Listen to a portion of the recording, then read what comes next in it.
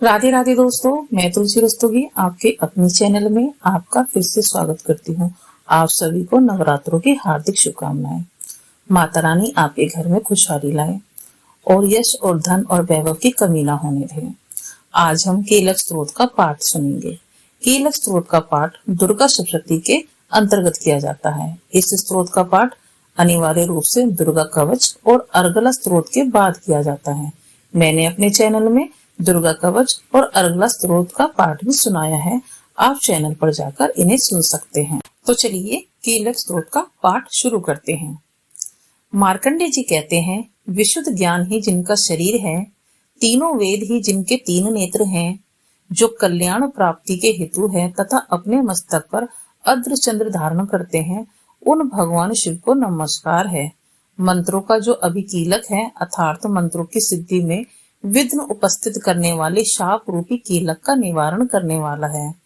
उस सप्तशती स्त्रोत को संपूर्ण रूप से जानना चाहिए। इसके भी उच्चाटन आदि कर्म सिद्ध होते हैं, उसे भी समस्त दुर्लभ वस्तु की प्राप्ति होती है। तथापि जो अन्य मंत्रों का जप न करके केवल इस सप्तशती नामक स्त्रोत से ही देवी की स्तुति करते हैं, उन्हें स्तुति मात्र से ही सच्चिदानंद स्वरूपणी देवी सिद्ध हो जाती है। उन्हें अपने कार्य की सिद्धि के लिए मंत्र, औषधि तथा अन्य किसी साधन के उपयोग की आवश्यकता नहीं रहती। बिना जप के उनके उच्चाटन आदि समस्त अभिचारिक कर्म सिद्ध हो जाते हैं। इतना ही नहीं, उनकी संपूर्ण अभिष्ट वस्तुएं भी सिद्ध होती हैं। लोगों के मन में यह शंका थी कि जब केवल सप्तशती की उपासना से ही समान रूप से अथवा सप्तशती को छोड़कर अन्य मंत्रों की उपासना से भी समान रूप से सब कार्य सिद्ध होते हैं, अब इनमें श्रेष्ठ कौन सा साधन है? लोगों की इस शंका को सामने रखकर भगवान शंकर ने अपने पास आए हुए जिज्ञासुओं को समझाया कि यह सप्तशती नामक संपूर्ण स्त्रोत ही सर्वश्रेष्ठ एवं कल्याण में है। तदनंतर भगवती चंडिका के सप्तशती नामक स्त्रोत को महादेव जी ने गुप्त कर दिया। सप्तशती के पाठ से जो पुण्य प्राप्त होता है उसकी कभी समाप्ति नहीं होती, किंतु अन्य मंत्रों के जप जन्य पुण्य की समाप्ति हो जाती है। अतः भगवान शिव ने अन्य मंत्रों की अपेक्षा जो सप्तशती की ही श्रेष्ठता का निर्णय किया, उसे जानना चाहिए। अन्य मंत्रों का जप करने वाला पुरुष भी यदि सप्तशती के स्त्रोत और जप का अनुष्ठान कर ले तो वह भी पूर्ण रूप से ही कल्याण का भागी होता है। इसमें तनिक भी संदेह नहीं है।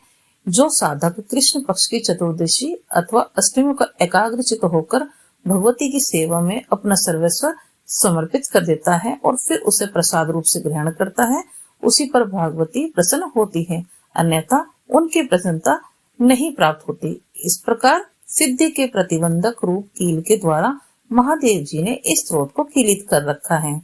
जो पूर्वोक्त रीति से निष्कीलन करके इस सप्तशती स्त्रोत का प्रतिदिन स्पष्ट उच्चारण पूर्वक पाठ करता है, वह मनुष्य सिद्ध हो जाता है, वही देवी का पार्षद होता है और वही गांधर्व भी होता है।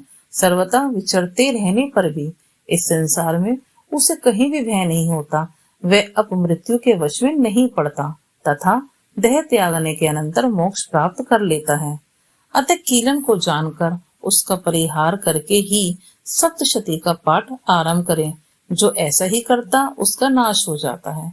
इसलिए कीलक और निष्कीलन का ज्ञान प्राप्त करने पर ही यह स्त्रोत निर्दोष होता है और विद्वान पुरुष इस निर्दोष स्त्रोत का ही पाठ आरंभ करते हैं। स्त्रियों में जो कुछ भी सौभाग्य आदि दृष्टि गोचर होता है वह सब देवी के प्रसाद का ही फल है।